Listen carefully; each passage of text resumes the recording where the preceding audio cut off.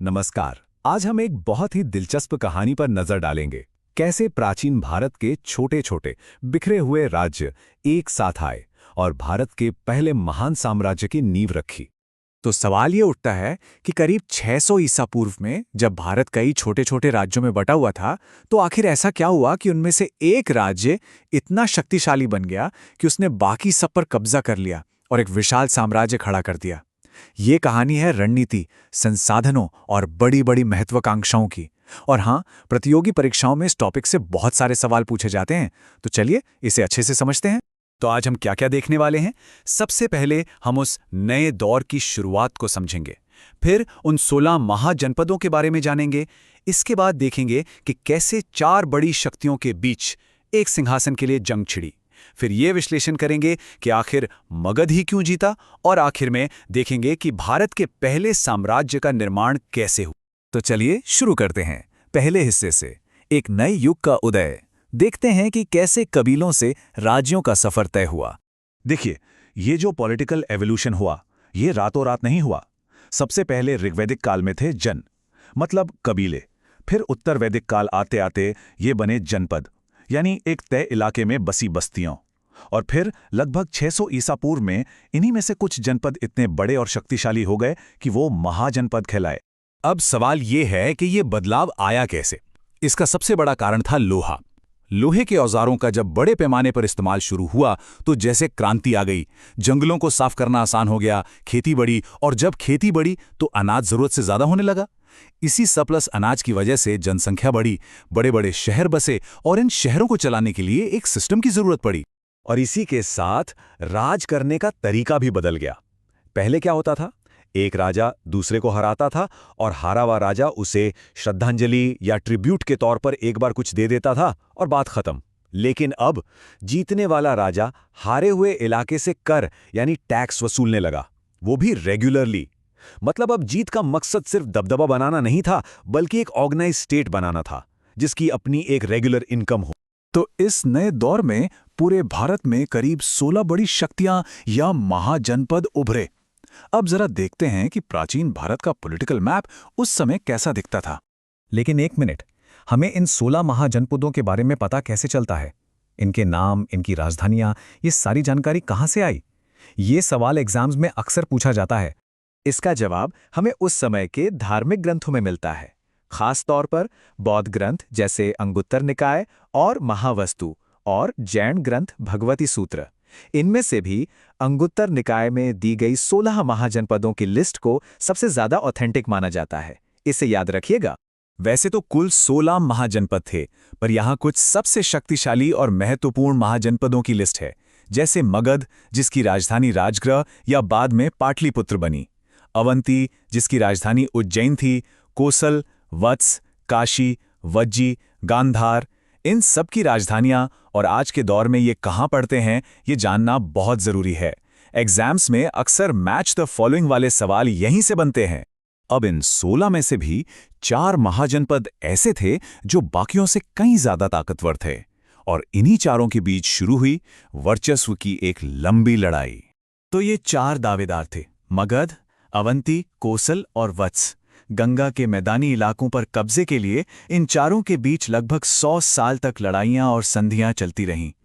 इस पूरे संघर्ष को आप प्राचीन भारत का ग्रेट गेम भी कह सकते हैं। ये ठीक वैसा ही था जैसे कई सदियों बाद ब्रिटिश, फ्रेंच, पुर्तगाली और डच शक्तियों ने भारत पर नियंत्रण के लिए एक दूसरे से लड़ाई लड़ी थी। बस यहाँ खिलाड़ी अलग थे, मगध, अवंती, कोसल और वत्स। लेकिन जैसा कि हर जंग में होता है, अंत में जीत किसी एक की ही हुई, और वो था मगध। तो अब हम ये समझेंगे कि आखिर मगध के पास ऐसा क्या था जो बाकियों के पास नहीं था। वो कौन से कारण थे जिनकी वजह से मगध जीता। देखिए, मगध की जीत कोई तुक्का नहीं थी। इसके पीछे ठोस वजहें थीं। पहली, उसकी भौगोलिक स्थिति। उसकी राजधानी राजगृह 5 पहाड़ियों से घिरी थी, एक तरह का नेचुरल किला। दूसरी, आर्थिक शक्ति। यहां लोहे के भंडार थे और गंगा के मैदानों की उपजाऊ जमीन थी। तीसरी, सैन्य ताकत। इन्होंने ही सबसे पहले बड़े पैमाने पर युद्ध में हाथियों का इस्तेमाल शुरू किया, जो उस समय के टैंक हुआ करते थे। और सबसे जरूरी, वहां एक के बाद एक कई महत्वाकांक्षी और ताकतवर राजा हुए। मगध की इस ताकत को 3 राजवंशों ने एक के बाद एक बनाया और बढ़ाया। सबसे पहले हर्यक वंश, फिर शिशुनाग वंश और आखिर में नंद वंश। हर्याक वंश ने तो मगध की नींव रखी। बिंबिसार ने शादी ब्याह के जरिए अपने राज्य का विस्तार किया और भारत की पहली स्थायी सेना बनाई।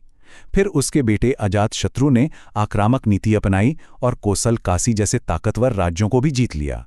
और फिर उदयन ने गंगा नदी के किनारे एक नई राजधानी बसाई, पाटलिपुत्र, जो कि एक बहुत ही स्ट्रेटेजिक लोकेशन थी।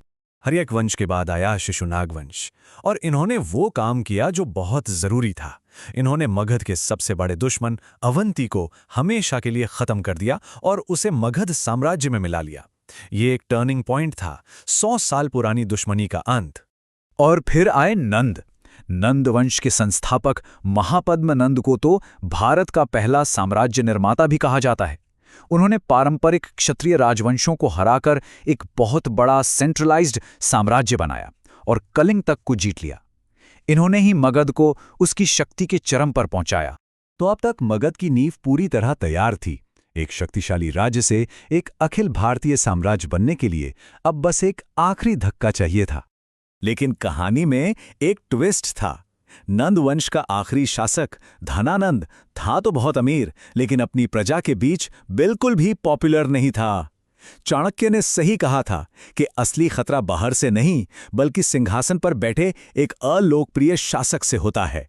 ठीक इसी समय सिकंदर ने भारत पर हमला किया, जिससे ये भी साफ हो गया कि उत्तर पश्चिम भारत राजनीतिक रूप से कितना बिखरा हुआ है।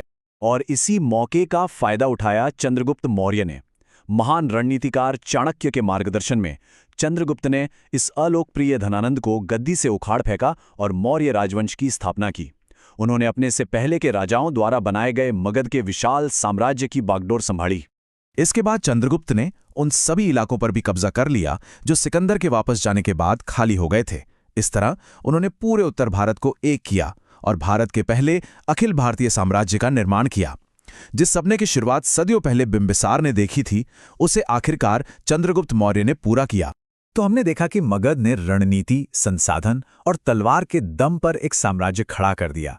लेकिन सवाल यह है कि एक साम्राज्य को बनाना जितना मुश्किल है, क्या उसे बनाए रखना उससे भी ज्यादा मुश्किल है? मगध की कहानी हमें बताती है कि साम्राज्य बनते कैसे हैं, पर उसके बाद अशोक के मौर्य साम्राज्य की कहानी हमें ये सिखाएगी कि एक साम्राज्य को चलाया कैसे जाता है।